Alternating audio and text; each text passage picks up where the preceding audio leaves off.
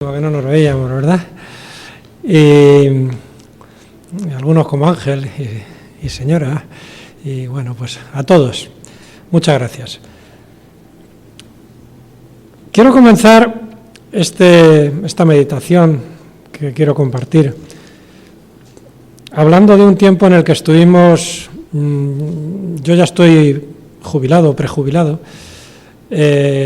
pero he sido maestro durante toda mi vida profesional y trabajé en el extranjero, en Inglaterra y en Holanda y en Portugal, enseñando español o en colegios españoles. Y cuando estaba en Inglaterra y en Holanda, a veces veíamos que una iglesia preciosa, me refiero ahora a la iglesia, el edificio, se había convertido en la sede de alguna dependencia del ayuntamiento, lo cual, bueno, o se había convertido en pisos, lo habían cogido para viviendas, pero ya lo que más nos desagradaba era cuando veíamos que se había convertido en un pub, en un bar. En Holanda me acuerdo que había uno que tenía hasta imágenes de santos detrás del mostrador. Y eso, y yo, y cualquiera de vosotros que hayáis vivido esto, nos identificamos con unas palabras del profeta Elías, del que vamos a hablar hoy, que es sentir un vivo celo por el Señor. Un vivo celo, pero ¿cómo es posible? Vivimos una época en la que se dice, y bueno, al menos exteriormente hay unos signos de realidad, de que Europa se está descristianizando, porque solamente hace falta ver en una iglesia católica, por ejemplo, cuando termina la misa y salen los feligreses, que la media de edad está por encima de los 65-70 años. Entonces, es difícil ver a gente joven salir de una iglesia católica. Esto, nosotros tenemos una casita en un pueblo, cuna del poeta místico San Juan de la Cruz, que el pueblo se llama Fontiveros, y allí pues hay un convento de carmelitas, de monjas, y creo que quedan 7 u 8 nada más. O sea, un día se puso el cura con una faringitis que no podía y no había casi quien lo sustituyera. Hay una crisis de vocaciones. Todo esto dices, pero ¿qué está pasando, no? Tienes un vivo celo del Señor, ¿qué está pasando, no? Por otro lado, en la época de Elías, del que hablaremos después, pues lo que había era mucha idolatría, había falsos dioses a los que adoraban, a los que llegaron a adorar los israelitas, dirigidos por el rey Acab de Israel y su esposa Jezabel, de la que hablaremos también después. Y hoy en día, pues no, esto no lo vemos aquí, no vemos que desde el gobierno se inste a adorar a dioses falsos ni nada por el estilo, pero sí vemos que la sociedad tiene cada vez más un Dios que es el materialismo, el amor al dinero, el amor a la posición social, el tener y poseer, y que todo eso está llevando a que al final el altar de Dios esté destruido, esté derribado. Es decir, que al final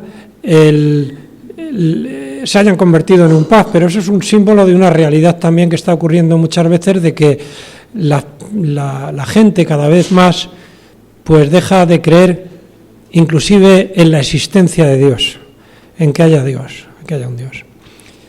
En la época del profeta Elías, y ya vamos aterrizando en él, estamos hablando del siglo IX a.C., una época en que los fenicios dominaban el Mediterráneo, que luego fundarían Cartago con el famoso Aníbal. Y bueno, pues la mujer de Acab, este rey que él adoró a los dioses falsos, Baal y Asera, también construyó altares para que para que los israelitas adoraran a esos dioses falsos, pues esta mujer era hija del rey de Sidón, que Sidón y Tiro eran los centros principales de Fenicia, de esa civilización tan importante en esa época, ¿verdad? Estamos hablando de una época que fue cuando el reino de Israel, el reino estaba dividido, es decir, con Salomón, con su hijo Roboam, después Jeroboam se rebela y se van con las 10 tribus y el reino del norte con las 10 tribus sería Israel y el reino del sur Judá y Benjamín, ¿verdad? Entonces a ese rey le suceden otros con revueltas y un líder militar, un general que era Omri, pues le sucede y al final Acab es nombrado rey. Y Acab es el que se casa con Jezabel, esta hija princesa fenicia que llevó a la idolatría al pueblo de Israel. Todo eso, y que hoy en día muchas veces dice, bueno, cada uno que adora a su Dios, ¿verdad? Pero en aquella época el culto a Baal era considerado como el dios de la lluvia, el dios de la naturaleza, y Asera era considerada dios del amor, del amor sexual, y llevaban a pecar a Israel porque hacían sacrificios. En el caso de Baal llegaban a sacrificar a niños que los quemaban como un tributo a ese dios. En el caso de Asera también había prostitución en el culto. Era horrible, o sea, todo eso lo llevó este rey Acab. Porque Jeroboam, el anterior, el que se proclama rey de Israel del reino del norte, ¿verdad? Él lo que hizo fue otra cosa también mala, que fue que cogió, y para que los israelitas no se fueran a Jerusalén, al templo, pues lo que hizo fue que puso un becerro en el norte de oro y otro en el sur. Y entonces les dijo de Israel, a partir de ahora ir allí a adorar porque este es el Dios que os sacó de la tierra de Egipto. Pero este fue peor todavía, Acab es que llevó a la idolatría máxima, ¿no? Y todo eso es lo que vivían los ciudadanos de aquella época. Y en ese contexto histórico-social está un hombre como otro cualquiera, como tú, como yo. Bueno, como yo no, porque era muy fuerte. Que era Elías. Y ahora podemos abrir la Biblia en primero libro de Reyes, capítulo 17.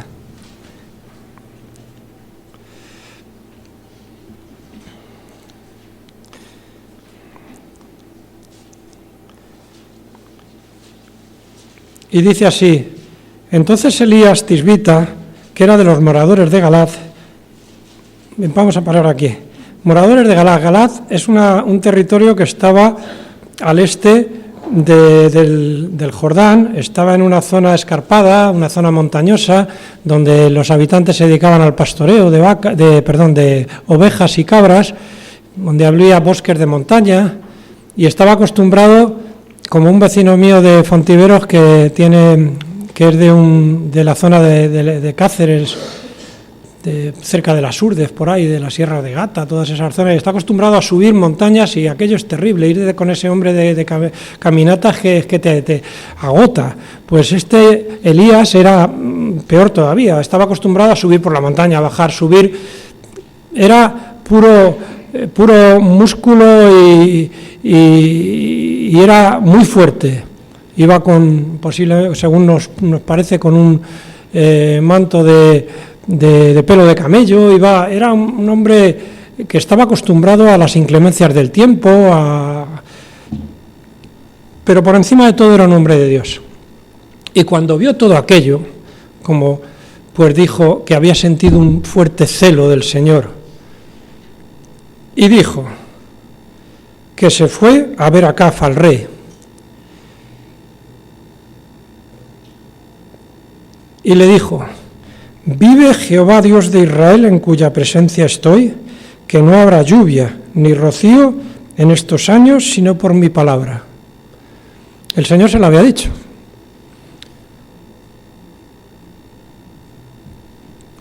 Aquí, en Santiago 5:17 nos dice muy bien Santiago que Elías era un hombre sujeto a pasiones como los demás.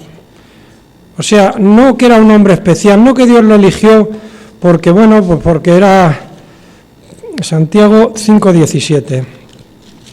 Dice, Elías era un hombre sujeto a pasiones semejantes a las nuestras y oró fervientemente para que no lloviese, y no llovió sobre la tierra por 3 años y 6 meses. Y otra vez oró, y el cielo dio lluvia y la tierra produjo su fruto. He leído esto porque, como ya conocéis la historia, no soy un spoiler que os estropeó al final, ¿no? Digo de lo que pasa después. Bueno, era un hombre como los demás. Su secreto no estaba en todo lo que yo he dicho de que subía montañas, bajaba, no. Tampoco que era un gran predicador, no. Él dijo una cosa: vive Jehová, Dios de Israel. Lo primero, hemos dicho que igual que nosotros ahora podemos sentirnos tentados a decir, bueno, ¿dónde está Dios? Él dijo, vive. Lo que los demás negaban, él dijo, vive. Es decir, lo primero, porque es necesario que el que se acerca a Dios crea que lo hay y que es galardonador de los que lo buscan. Es decir, primero, él lo creía, en medio de todo aquello, vive Jehová. Y segundo, en cuya presencia estoy. No solo creyó en un Dios, a lo mejor que estaba muy alejado en el universo o que había creado el mundo y lo había dejado y se había ido, sino que dice en cuya presencia estoy. Él reconocía la realidad de la presencia de Dios en su vida personal y en la vida de todo aquel que se acerca a él.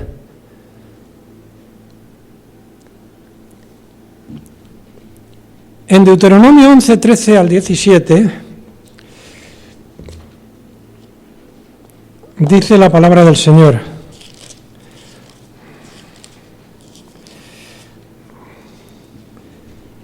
si obedeciereis cuidadosamente a mis mandamientos que yo os prescribo hoy, amando al Señor vuestro Dios y sirviéndole con todo vuestro corazón, con toda vuestra alma, yo daré la lluvia de vuestra tierra a su tiempo, y la temprana y la tardía, y recogerás tu grano y tu vino y tu aceite. Daré también hierba en tu campo para tus ganados, y comerás y te saciarás. Guardaos pues en vuestro corazón, no se infatúe, y os apartéis y sirváis a dioses ajenos, lo que habían hecho ellos, ¿verdad? Y os inclinéis a ellos, lo que habían hecho ellos, y se encienda el furor del Señor sobre vosotros, y que haga ¿qué? Y cierre los cielos, y no haya lluvia, ni la tierra de su fruto, y perezcáis pronto de la buena tierra que el Señor os da. Él conocía la palabra de Dios y la creía. Otro punto, es decir, el Señor vive, el Señor, estoy en su presencia, está conmigo, es una realidad en mi vida, y su palabra es verdad. Y por último, en este apartado, él era un hombre de oración, porque él oró para que no hubiera lluvia. Él oró a Dios. Dice Santiago, oró para que no hubiera lluvia. Y eso que era un hombre como los demás, pero es que antes de eso estaba todo lo que estamos viendo. Y seguimos con el texto. Y vino a él la palabra del Señor diciendo, y me paro un poquitín otra vez. Y vino a él la palabra del Señor. Muchas veces nos sentimos tentados a que nosotros le digamos a Dios lo que no queremos que nos diga. Él dice, y vino a él la palabra de Dios. Dios está vivo, Dios toma la iniciativa. Tenemos que aprender a escuchar su voz y a recibirla y después adelante. Por supuesto, hay que hacerlo con una vida de oración, no hay que hacerlo leyendo la palabra, hay que hacerlo en la comunión de los santos, y entonces viene la palabra de Dios. No esperemos que nos vayamos por ahí a jugar al tenis todo el día y que venga la palabra, puede ser, pero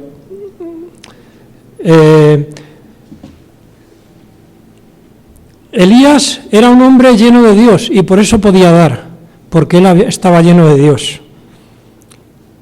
Elías era un hombre de fe, aguardaba los planes de Dios, y lo vemos porque le dice el Señor: apártate de aquí, y le dijo eso porque el Señor sabía lo que iba a pasar, que el rey Acab iba a ir a por él, como de hecho ocurrió, porque luego vemos más adelante que le había buscado por todo Israel. Y le dice: y vuélvete al arroyo, al oriente, y escóndete en el arroyo de Querit, que está frente al Jordán, y beberás del arroyo que yo he mandado a los cuervos que te den allí de comer. Y él fue e hizo conforme a la palabra de Dios, era un hombre obediente, pues fue y vivió junto al arroyo de Querit, que está frente al Jordán. Y los cuervos le traían pan y carne por la mañana y pan y carne por la tarde, y bebía del arroyo. Esto es algo milagroso. Le traían pan, le traían carne y él comía. Y él bebía de un arroyo cuando hemos dicho que el Señor cerró las ventanas de los cielos. Y poco a poco los arroyos se iban, en otra traducción, en vez de decir arroyo, dice un torrente, el torrente de Querit. Un torrente es el que baja, ¿verdad?, de las montañas. Cuando no llueve, no hay nieve en las montañas, no se acumula y la lluvia tampoco baja de las montañas y acaba un momento en que se seca. Él se quedó allí y pasados algunos días se secó el arroyo, se secó. Primeramente empezaría poquito a poco, ¿verdad? Qué poquita agua hay hoy, poco a poco, hasta que se secó. Porque no había llovido sobre la tierra. Esto nos pasa a veces a nosotros también, ¿verdad? Empezamos a ver que se está secando el arroyo, que algo está pasando, que la cosa no va bien. Y entonces, muchas veces lo que tratamos nosotros es de buscar soluciones, que está bien, ¿no? Si se hace en oración, el Señor te contesta, pero busquémosla en oración. Porque Elías no se marchó, no se puso a pensar, hombre, a lo mejor si me voy un poco más arriba en la montaña encuentro otro arroyo mejor. Se quedó allí, esperando a que viniera otra vez, vino a mí palabra del Señor, a que viniera a él la palabra del Señor. Se esperó y se secó totalmente. Y entonces le dijo algo el Señor, cuando le vino otra vez a él la palabra del Señor, versículo 8, vino luego a él la palabra del Señor diciendo: levántate y vete a Sarepta de Sidón. Sarepta de Sidón, como dice de Sidón, hemos dicho que Tiro y Sidón eran las ciudades principales de los fenicios, una zona que estaba situada en la costa norte hacia el Mediterráneo de Israel. Pues era precisamente de donde era la princesa fenicia Jezabel, ahora la reina de Israel, ¿verdad? O reina consorte con el rey Acab. Le dijo el Señor que se metiera en la boca del lobo, que se metiera allí de donde eran ellos. Salió del territorio de Israel y se fue a Sarepta. Estuvo en casa de una viuda donde estuvo alimentándose milagrosamente, porque cuando llegó allí, pues vio a la viuda y le dijo que iba por leña y le dijo: dame de beber. Y dice: mira, mejor dame también algo de comer, algo de pan. Mira, venía a coger unos troncos porque me queda en una tinaja un poquito de harina y en una vasija un poco de aceite, y lo que quería era hacer unas tortas para mi hijo y para mí y dejarnos ya que venga la muerte cuando llegue. Entonces le dijo Elías: vale, está bien, pero primero hazme para mí unas tortas y el Señor ha dicho que no te va a faltar ni la harina ni el aceite. Y milagrosamente ocurrió. Y estuvo allí todo el tiempo, ¿verdad?, hasta que el Señor le volvió a hablar otra vez.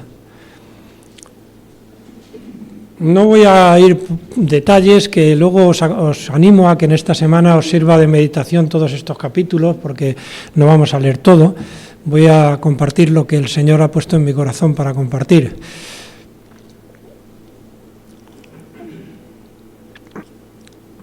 Entonces, nos vamos ahora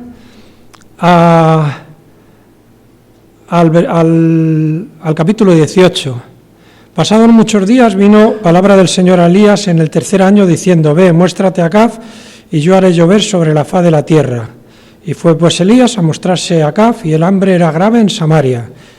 Dice que Acab había dicho a un gobernador o mayordomo, como dicen también, que se llamaba Abdías, que se repartieran en dos el territorio de Israel para que fueran a ver si encontraban agua y pastos para su ganado, porque le preocupaba mucho su ganado. No dijo para su pueblo, dijo para su ganado.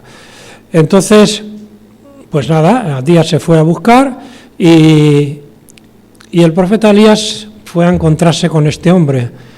Y este hombre era un hombre temeroso de Dios. Era, ya digo, gobernador de ese rey malvado.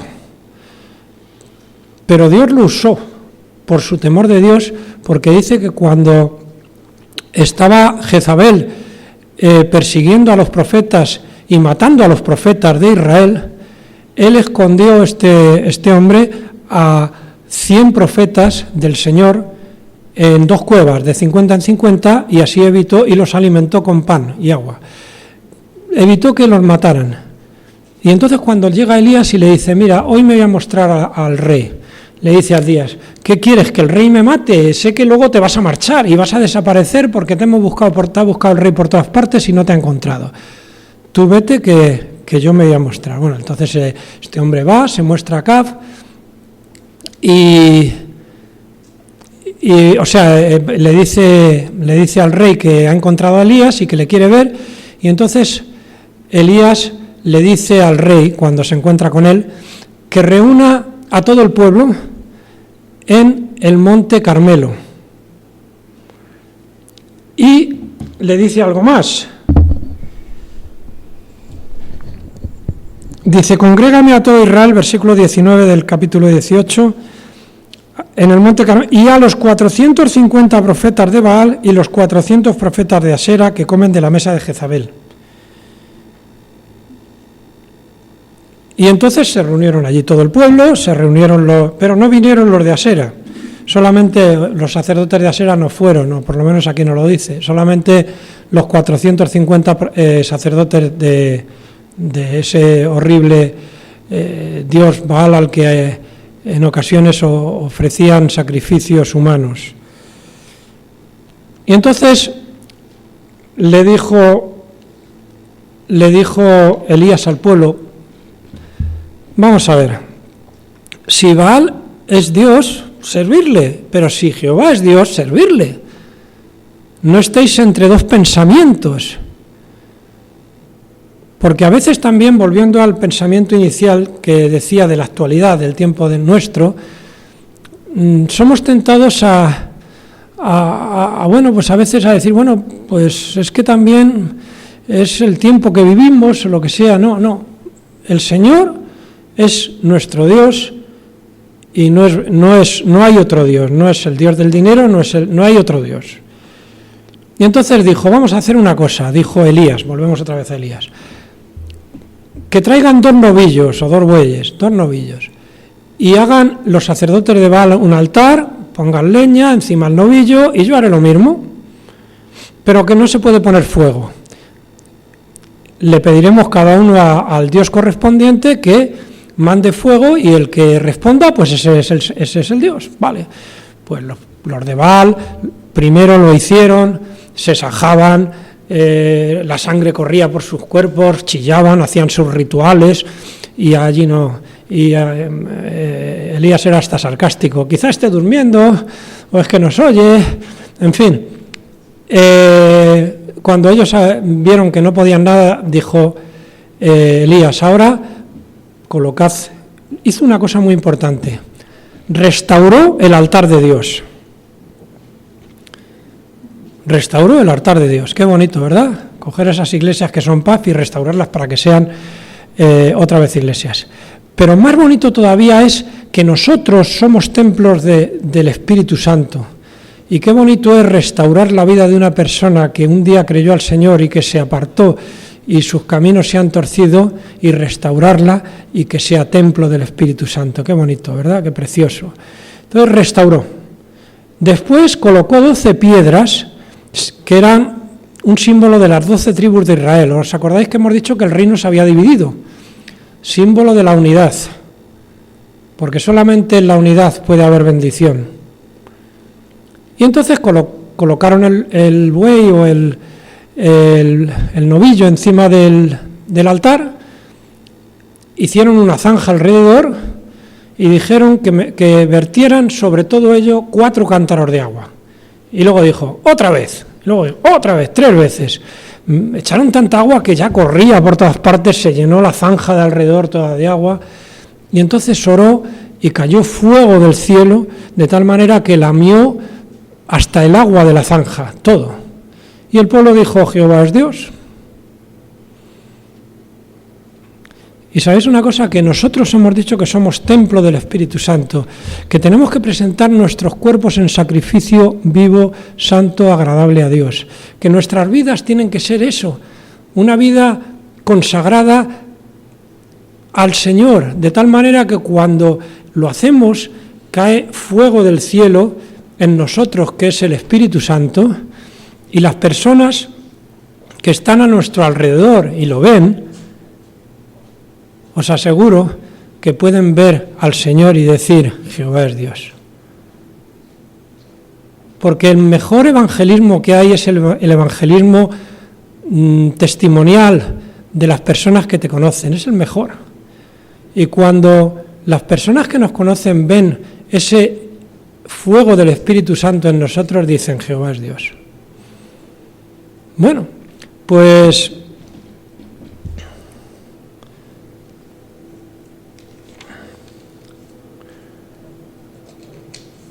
el holocausto, que es lo que al fin y al cabo hizo Elías, era un sacrificio quemado pero completo, no un trocito y una parte no, completo. También nos habla a nosotros de que toda nuestra vida, sin reservarnos nada, tiene que ser para el Señor.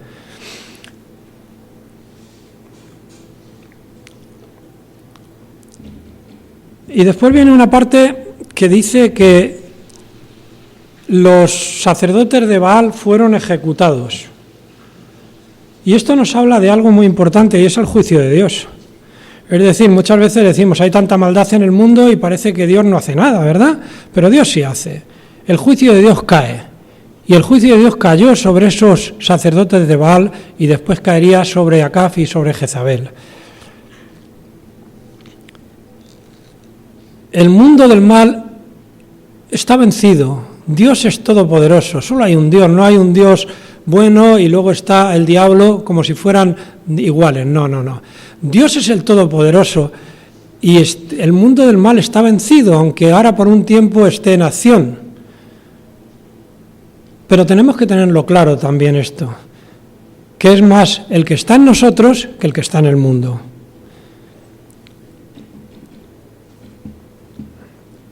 Fijaos bien en Jeremías 19, 4 y 5, qué horrible lo que nos habla de Baal. Jeremías 19,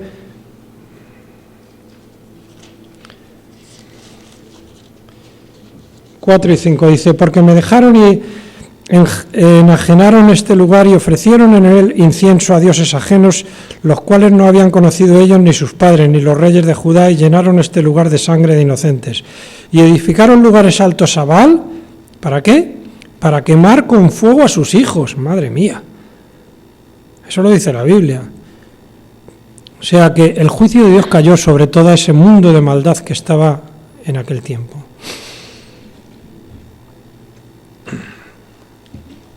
Y luego vino la lluvia, ¿verdad? Luego vino la lluvia.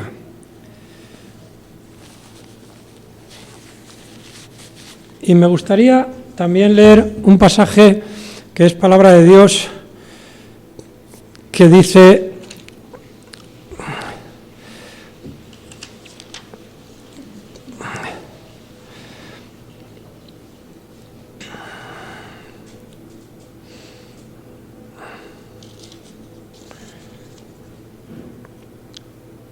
en Romanos 5:20,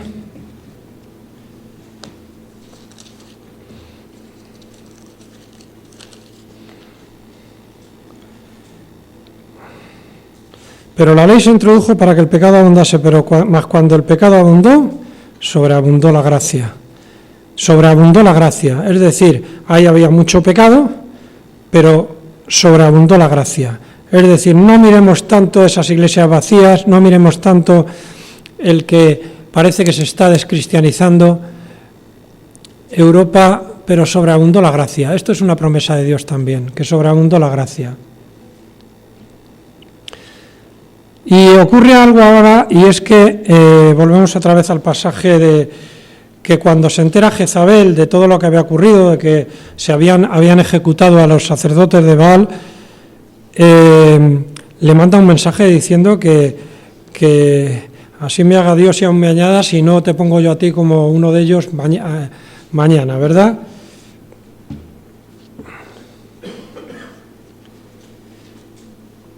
En el capítulo 19. Dice, entonces envió Jezabel a Elías, versículo 2, un mensajero diciendo, así me hagan los dioses y aún me añadan, si mañana a estas horas yo no he puesto tu persona como la de uno de ellos. Y viendo pues el peligro, se levantó y se fue para salvar su vida, y vino a Berseba, que está en Judá, y dejó allí a su criado.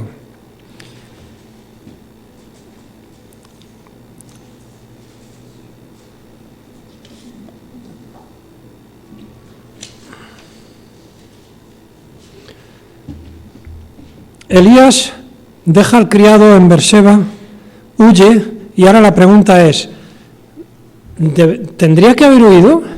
¿No era que Dios iba a traer un avivamiento y que después de aquello que habían reconocido todo el pueblo de Israel que Jehová es Dios, se tenía que haber quedado allí y hacer una reforma completa? Pero huyó. Huyó por el peligro, porque iban a matarle. No sabemos nada. Pero lo que es cierto es que Elías era una persona humana, como hemos visto, como nosotros, y tuvo miedo, se marchó. Es posible que el plan a lo mejor de Dios no era el que se marchara y que era que se quedara y liderara un avivamiento, es posible, o no, o se marchó y Dios... El caso es que ante eso, imaginemos que Dios lo que quería era que liderara el avivamiento y que él tuvo miedo y se marchó. ¿Y qué hizo Dios ante eso? ¿Le regañó? ¿Le echó en cara todo aquello? Pues no. Resulta que cuando llegó a Berseba, que estaba en el sur de Judá, después de haber recorrido desde el Monte Carmelo unos 150 kilómetros, pues dice que deja ya al criado y ya se va solo, un día de camino, se tumba debajo de un enebro, un arbusto, y le dice al Señor, mira, yo no soy mejor que mis padres, esto ya es demasiado, así que llévame contigo, o sea, deseó morir, en una palabra. Y esto es una prueba de que la Biblia es inspirada, porque esto, si no fuera inspirado, esto se esconde, ¿verdad? Pero no, ahí estaba. Esto es real, le pasó. Entró en un periodo de crisis que deseó morirse.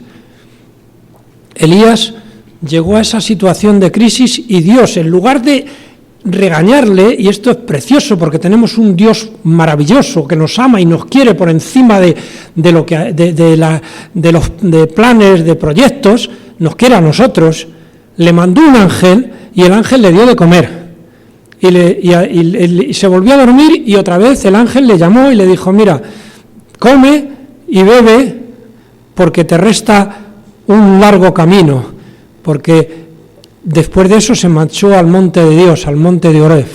Y cuando llegó allí, ese precioso pasaje, ¿verdad?, que se fue a la montaña, se metió en una cueva y primeramente hubo distintas manifestaciones físicas meteorológicas, como un terremoto, como un fuego, como un viento huracanado, pero Dios no estaba en todo eso. Y cuando vino una brisa suave, la palabra de Dios le dijo que saliera. ¿Y qué haces aquí, Elías? Mira, es que tus hijos me buscan y me quieren matar y soy yo el único que he quedado. Entonces vemos que el amor de Dios que le dice, mira, no, hay 7.000 que no han doblado la rodilla, hay más de los que tú te crees, lo primero. Segundo, te voy a hacer el relevo. pero no te voy a hacer el relevo y te voy a desechar, te voy a hacer el relevo y te voy a llevar después, no se lo dice, pero lo hace, en un carro de fuego al cielo, y después vas a estar conmigo con Jesucristo en el monte de la transfiguración. ¡Qué precioso! ¡Qué amor tan grande de un Dios hacia un hombre como Elías, como nosotros! Así que, hermanos, cuando estemos en situaciones críticas, pensemos que Dios no nos rechaza, todo lo contrario, Dios nos está cuidando y nos está abrazando. Elías, un hombre sujeto a pasiones como las demás, un hombre de fe, un hombre como nosotros, que nos enseña algo, y nos enseña que nosotros, por encima de todo, tenemos que ser conscientes de la realidad de Dios y que nos transformemos por medio de la renovación del Espíritu Santo. Y que recordemos estos puntos, que aunque vivimos en un tiempo difícil, un tiempo en el que se niega la existencia de Dios, de agnosticismo, de ateísmo, si estuviéramos predicando en una iglesia, ¿verdad?, de Irak o de un sitio de Afganistán, pues sería otro mensaje, sería el mensaje de que vives en una situación muy terrible, ¿verdad?, donde es peligroso, por tener una Biblia puedes sufrir encarcelamiento y más que eso, ¿verdad? Pero nosotros tenemos también una realidad, y es que podemos sentirnos afectados por pensar que Dios no está haciendo nada, y Dios sí lo está haciendo. ¿Y sabes qué es lo que está haciendo Dios? Está obrando en nosotros, porque cada uno de nosotros somos templo de Dios, y lo que Dios quiere es restaurar el altar y que le adoremos en espíritu y en verdad. Que Él nos bendiga. Amén.